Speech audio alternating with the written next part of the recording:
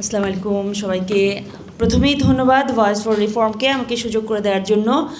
আর sorry, আমি একটু আগে প্রিভিলেজ নিচ্ছি, এখানে অনেক সিনিয়র এবং নলেজেবল পার্সনরা আছেন, বাট আমি একটু আগে চলে যাব, সেজন্য আমি ফ্লোরটা নিলাম। স্নেহাশিস দার প্রেজেন্টেশনের পরে আসলে তেমন কিছু আর বলার থাকে না, তারপরেও আমি আমার অভিজ্ঞতা এবং ফিল্ডে কি দেখি সেই বিষয়ে কথা বলতে পারি। প্রেজেন্টেশনটাতে মোটামুটি ডিটেলস আছে, একটু টেকনিক্যাল। প্রথমেই আমি একটু বলি যে গভর্নমেন্ট কিন্তু যে রেভিনিউ শক যেটা বলা হয়েছে, গভর্নমেন্ট কিন্তু আসলেই রেভিনিউ শকে আছে। সেই জন্যেই এই যে সোর্সের ট্যাক্স, যেমন আগে একটা দুটো সোর্স ট্যাক্স আমরা শুনতাম যে এটিভি অ্যাডভান্স ট্রেড ভ্যাট, এটি অ্যাডভান্স ট্যাক্স যেটা চলে আসছে, তারপর এআইটি ইনকাম ট্যাক্সের, টিডিএস, ভিডিএস, এগুলো সবই কিন্তু উৎসে কেটে রাখে, যে এই টাকাটা ট্যাক্স পেয়ারের কিংবা ব্যবসার আগে কেটে রাখে।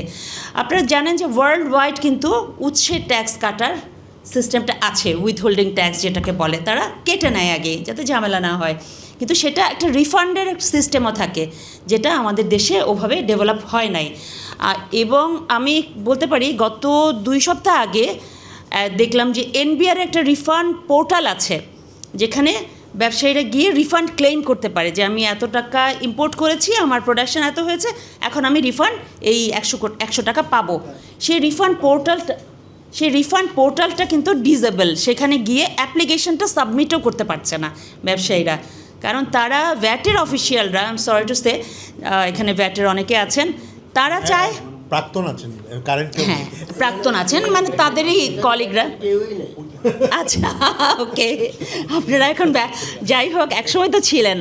আপনারা চান, আমি তো ভাই আমি কোশ্চেনই করেছি অলওয়েজ, ওকে, আমি কোশ্চেনই করেছি, কারণ আপনাদের ভ্যাটের ফিল্ড অফিসিয়ালরা চায় যে তাদের কাছ থেকে গিয়ে অ্যাপ্রুভালটা নিবে, কারণ এখানে আন্ডারহ্যান্ড ডিলিং হয়, বিভিন্ন টাকা পয়সা লেনদেনের বিষয় থাকে। তো অনলাইন ডিজিটাইজেশন, অটোমেশন, আমরা যে এত বলে আসছি, ওই ম্যান বিহাইন্ড মেশিন, যে মেশিনের পেছনে কাজ করবে, সে যদি ঠিক না হয় আসলে কোনো রিফর্মই কাজ করবে না। এইবার আর আসছে যে বাজেট, সেখানে প্রায় 3 লাখ কোটি টাকা টোটাল রেভিনিউ কালেকশনের টার্গেট হচ্ছে গভর্নমেন্টের 6 লাখ সামথিং। এখানে 3 লাখ কোটি টাকা শুধু ভ্যাট থেকে গভর্নমেন্ট আশা করছে। সেই টাকাটা আসলে কোথা থেকে আসবে?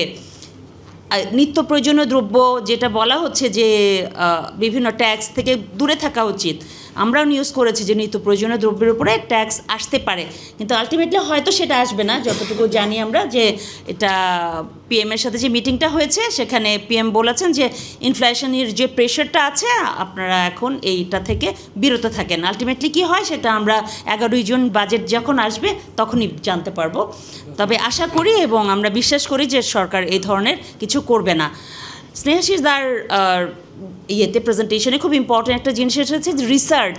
এনবিআর রিসার্চ উইংকে জানে যে তাদের কি কাজ, তাদেরকে শুধু যোগ বিয়োগ করা ফিল্ড লেভেল থেকে এটাই, নাকি অন্য কোনো কাজ আছে, সেটা আসলে তাদেরকে জানানো উচিত। আর ডেটা ট্রান্সপারেন্সির যেটা কথা বলছেন, আমি একটু বলি যে ট্রান্সপারেন্সি শুধু আমরা কিন্তু গভর্নমেন্টের কাছ থেকে এক্সপেক্ট করি না, আমরা প্রাইভেট সেক্টরের কাছ থেকেও কিন্তু ট্রান্সপারেন্সিটা এক্সপেক্ট করি।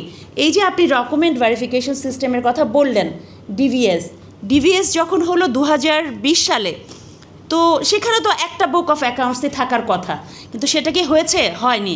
ডিভিএসে মাত্র আপনার 35,000 থেকে 40,000 কোম্পানি ডিভিএসের আওতায় ট্যাক্স রিটার্ন দেয়। তার মানে কোম্পানিগুলো চায় না যে তাদের ট্রান্সপারেন্সিটা আসুক কর্পোরেট এন্টিটিগুলো, সেই জন্য কিন্তু আমাদের ট্যাক্স ইভেশনটা হাই। এখন আপনি একটা অন্যায় দিয়ে আরেকটা অন্যায়কে জাস্টিফাই যদি করতে চান, হবে না, তাই না? আপনাকে দেখতে হবে যে আপনি আইন কানুন মানছেন কিনা দেশের ল, যে আমার ট্যাক্স রেট হাই 15%, সেই জন্য আমি ফাঁকি দিচ্ছি, এটা কিন্তু গ্রহণযোগ্য না। এটা আসলে নাগরিকের স্বার্থে, জনগণের স্বার্থে, দেশের স্বার্থেই গ্রহণযোগ্য না।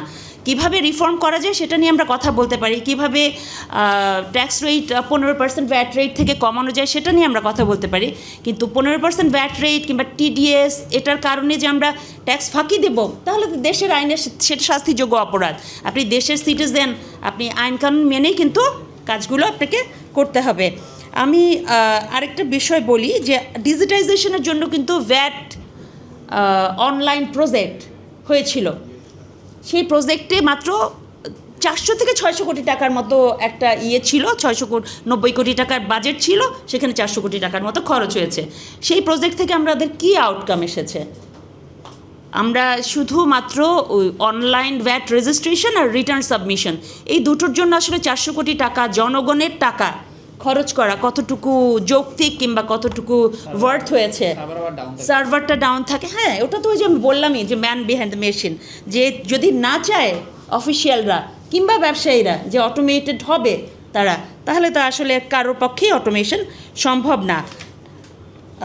মোটামুটি আমি এইটুকুই, আমি আর বেশি কথা বাড়াতে চাই না। আমাদের রেভিনিউ লাগবে সেটা আমরা জানি, এবং যে রেভিনিউ কালেকশনের জন্য যেটা যৌক্তিক হয় সেটাই করা দরকার। আমি দেখেছি, আমাকে কিছুদিন আগে একজন ব্যবসায়ী ফোন করেছে, তিনি লস করেছেন, তার ভ্যাটের যে রিটার্নটা, সে আইন মেনে ভ্যাট রিটার্নটা বন্ধ করতে যাচ্ছেন, যে ক্লোজ করতে যাচ্ছেন, কারণ তার ওই কোম্পানিটা কাজ করে না। সেটার জন্য উনি যখন ভ্যাট অফিসে গেলেন, তখন ওনাকে ডিমান্ড করা হলো যে আপনি কত টাকা দেবেন আপনার ভ্যাট ফাইল বন্ধ করতে। মানে মরাকে মেরে ফেলা যে এন্টিটি, সেটাকেও যে মারতে জানে আমাদের গভর্নমেন্ট অফিসিয়াল কিংবা সরকারের মেকানিজমগুলো, সেটাই খুব আনফর্চুনেট। আর এই জনগণের প্রতি যে জনগণের উপরে যে প্রেশারটা, যে ব্যবসায়ীদের প্রফিটেবিলিটি কম্প্রোমাইজ করে কোনোভাবে, মানে প্রফিট একটা ব্যবসা কতটুকু ম্যাক্সিমাইজ করবে সেটাও কিন্তু জানা দরকার। যে হ্যাঁ, আমার সরকার আমাদেরকে নিচ্ছে ট্যাক্স অনেক বেশি, তাই আমরা জনগণের উপরে চাপিয়ে দিচ্ছি। তুমি 100 টাকা প্রফিট করছো, সরকারের ট্যাক্স দিচ্ছ, সেই প্রফিটেবিলিটি যদি ইনট্যাক্ট রেখে জনগণের উপরে চাপিয়ে দাও, সেটাও সরকারের আইনকানুন দিয়ে আটকানো দরকার। ওভারঅল আমি বলতে চাই যে আমাদের যে এখন এক্সিস্টিং যে আইন আছে রিগ্রেসিভ, এবং এটা রিগ্রেসিভ একটা কারণ হতে পারে যে আমাদের তো এখন আইডিয়াল কিংবা আদর্শ কোনো সিচুয়েশন নাই যে সবাই ট্যাক্স দিচ্ছে ঠিক মতো। এখন তাহলে ট্যাক্স রেট এরকম, যেহেতু ট্যাক্স দিচ্ছে না, সরকারও একটু কারিগরি করে বেশি ট্যাক্স আদায় করার চেষ্টা করে, কারণ আমাদের দরকার। আর জনগণও কিংবা ব্যবসায়ীরাও চেষ্টা করে যে ফাঁকি দিয়ে কিভাবে তাদের প্রফিটটা ম্যাক্সিমাইজ করা হবে। তো আমরা যদি আঙ্গুল তুলি কিংবা কোশ্চেন করি, আমাদের দুই দিকেই কিন্তু কোশ্চেন করা দরকার। যে ঢালাওভাবে সব ব্যবসায়ীগুলো খারাপ হবে, মানে যারা যারা সব হ্যাঁ, এটা একটা ভালো পয়েন্ট। হ্যাঁ, ঢালোভাবে সব ব্যবসা, যারা কমপ্লায়েন্ট তাদের উপরে ট্যাক্সের প্রেশারটা অনেক হাই হয়, এটা ঠিক। তবে ট্যাক্স কমপ্লায়েন্সে তো আমরা অনেক পিছিয়ে আছি, কারণ আপনি 35,000 আর 40,000 কোম্পানি দিয়ে তো টোটাল সিচুয়েশনটা অ্যানালিসিস করতে পারবেন না, তাই না? তো ম্যাক্সিমাম আসলে মেজরিটি ক্ষেত্রেই দেখা যায় যে ট্যাক্সের আসলে কমপ্লায়েন্সটা আসে নাই। হ্যাঁ, এটা ঠিক, স্নেহাশিসদা যেটা বলেছেন যে গুটি কয়েক কমপ্লায়েন্সদের উপরেই খুব প্রেশার, এবং সরকারেরও খুব অল্প কিছু খাত থেকে রেভিনিউ আদায় করার বা টেন্ডেন্সি কাজ করে, খুব ইজি ওয়েতে রেভিনিউ আদায় করা, যে এনফোর্স করে কিংবা চেষ্টা করে মাঠে একটু করে মানে আইন কানুনের প্রয়োগ করে যে ট্যাক্স আদায় করা, সেটাও কিন্তু না। এক সোর্সে ট্যাক্স আদায় করলে তো খুব ইজি, যে কারণ এটা চলে আসে, এবং এটা রিফান্ড না দেওয়া আরও ইজি, কারণ কিছু রিফান্ড যখন চাইতে আসবে, আপনার 100 টাকা রিফান্ডের জন্য 50 টাকা পকেটে দিয়ে 20 টাকা ট্যাক্সের এক্সচেকারে দিয়ে আর বাকিটা ব্যবসায়ীর প্রফিট করে দিচ্ছে। আমি সব ব্যবসায়ীকে ভালোভাবে বলছি না, কিন্তু যেহেতু আমাদের এখানে ট্যাক্স কমপ্লায়েন্স এবং ট্যাক্সের ইভ্যাশন খুব হাই, সেই ক্ষেত্রে আমরা আসলে দুই দিকেই প্রশ্ন করতে চাই। ওভারঅল ধন্যবাদ সবাইকে।